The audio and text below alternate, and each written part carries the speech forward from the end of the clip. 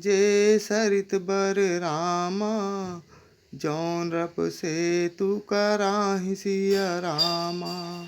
चढ़ी पिपील कहूँ परम लघु रामा, बिनु श्रम पारहि जाय सिया रामा। जो अत्यंत बड़ी श्रेष्ठ नदियाँ हैं, यदि राजा उन पर पुल बंधा देता है तो अत्यंत छोटी चींटियाँ भी उन पर चढ़कर बिना ही परिश्रम के पार चली जाती हैं। इसी प्रकार मुनियों के वर्णन के सहारे मैं भी श्री रामचरित्र का वर्णन सहज ही कर सकूँगा।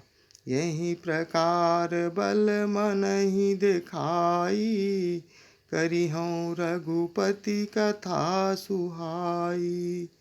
व्यास आदि कवि पुंगऊ नाना, जिन सादर हरि सुजस बखाना। इस प्रकार मन को बल दिखलाकर मैं श्री रघुनाथ जी की सुहावनी कथा की रचना करूँगा। व्यास आदि जो अनेक श्रेष्ठ कवि हो गए हैं, जिन्होंने बड़े आदर से श्री हरि का सुयस वर्णन किया है। चरण कमल बंदहु तिन केरे, पुरबहु सकल मनोरथ मेरे।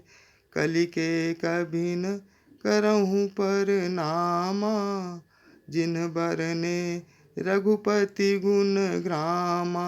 मैं उन सब श्रेष्ठ कवियों के चरण कमलों में प्रणाम करता हूँ, वे मेरे सब मनोरथों को पूरा करें।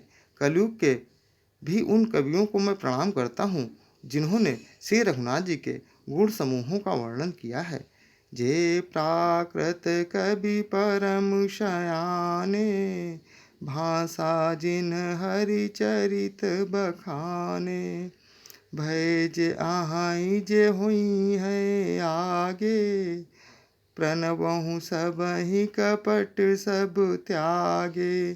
जो बड़े बुद्धिमान प्राकृत कवि हैं, जिन्होंने भाषा में हरि चरित्रों का वर्णन किया है, जो ऐसे कवि पहले हो चुके हैं, जो इस समय वर्तमान में हैं और जो आगे होंगे, उन सबको मैं सारा कपट त्याग कर प्रणाम करता हूँ। होहु प्रसन्न देहु बरदानु, साधु समाज भनति सन्मानु। जो प्रबंध बुध नहीं आदरहि, सो श्रमवादी बाल कवि करहि। आप सब प्रसन्न होकर यह वरदान दीजिए कि साधुओं समाज में मेरी कविता का सम्मान हो, क्योंकि बुद्धिमान लोग जिस कविता का आदर नहीं करते, मूर्ख कवि ही उनकी रचना का व्यर्थ परिश्रम करते हैं। कीरति भनति भूति भली सोई, सुरसरी सम सब कहित होई। राम सुकीरति भनति भदेशा, असमंजस अस मोह अंदेशा।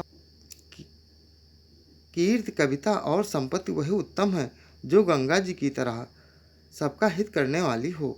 श्री रामचंद्र जी की कीर्ति तो बड़ी सुंदर है, सबका अनंत कल्याण करने वाली है, परंतु मेरी कविता भद्दी है या असमंजस है, अर्थात इन दोनों का मेल नहीं मिलता।